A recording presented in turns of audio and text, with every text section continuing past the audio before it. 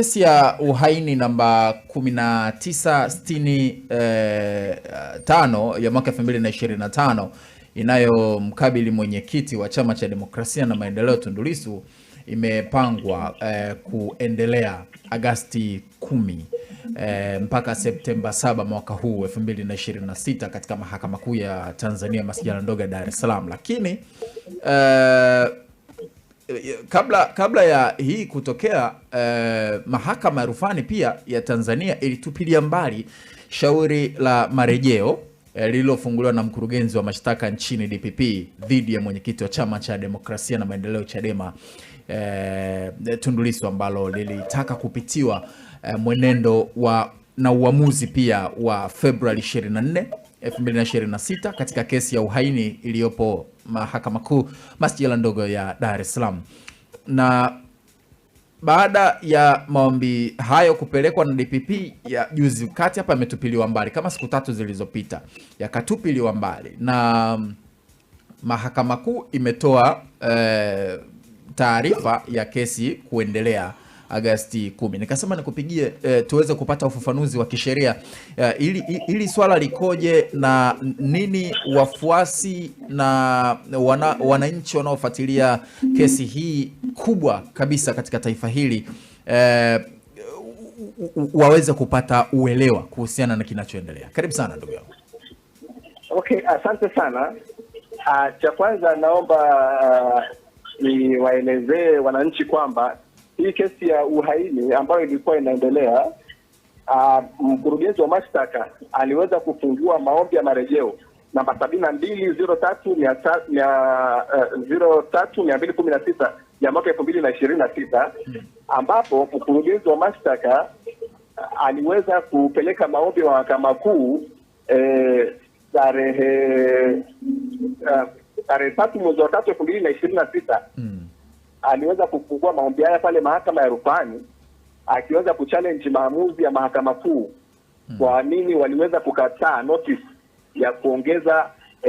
ushahidi kwa shahidi ambaye tayari alikuwa ameshatoa ushahidi, lakini ushahidi huo haukupelekwa kwenye mahakama kabidhi, kwenye committee of proceedings. Kwa hiyo maombi haya yalifunguliwa kwenye Mahakama ya Rufani ili kuweza kuiomba Mahakama ya Rufaa kupitia uhalali pamoja na usahihi wa maamuzi ambayo Mahakama Kuu ilikuwa imeyafanya. Na hivyo shauri lile la uhaini lilisimama tangu ile tarehe 22 mwezi wa 2 2026 kusubiria maamuzi ya Mahakama ya Rufani ili shauri hilo liweze kuendelea. Na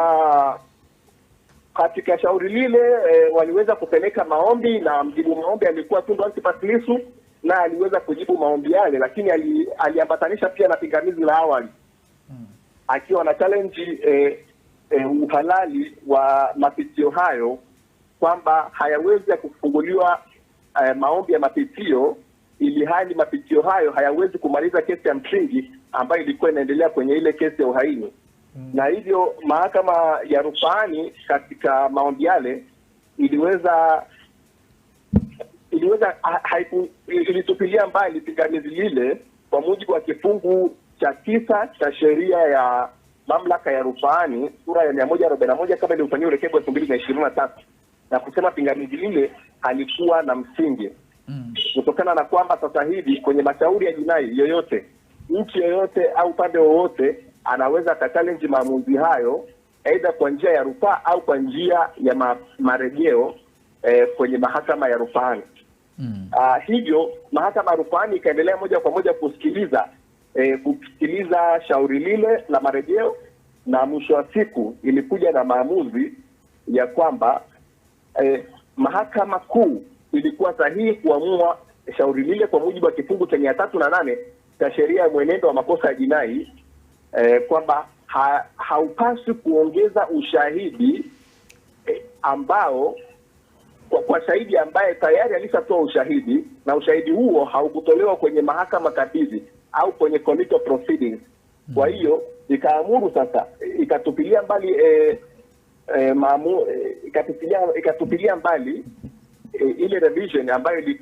imekuwa filed na DPP, na inaamuru sasa shauri hilo lirudi Mahakama Kuu kuendelea kusikilizwa. Lakini pia itakumbukwa katika usikilizaji wa maombi yale, Tundu Antipas Lissu aliweza kuiomba pia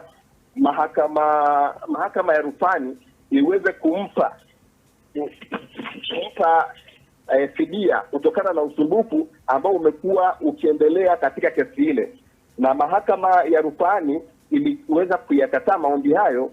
na kusema kwamba, cha kwanza, kwa mujibu wa kifungu cha 367 cha sheria ya mwenendo wa makosa ya jinai, maombi haya hayakuwa sahihi kupelekwa katika mahakama ya rufani, kwani sio mahakama ya kwanza ya kusikiliza shauri lile. Lakini pia kutoa fidia kwa usumbufu au kutokana na hati ya mashtaka ambayo haina msingi inapaswa itolewe na mahakama kuu ambayo ndio ilisikiliza shauri hilo la msingi, na pia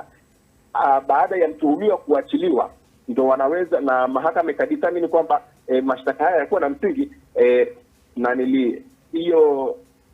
fidia inaweza kutolewa kutokana na usumbufu hizo. Kwa hiyo ile shauri likatupiliwa mbali la maombi hayo, na hivyo tarehe 31 mwezi wa 7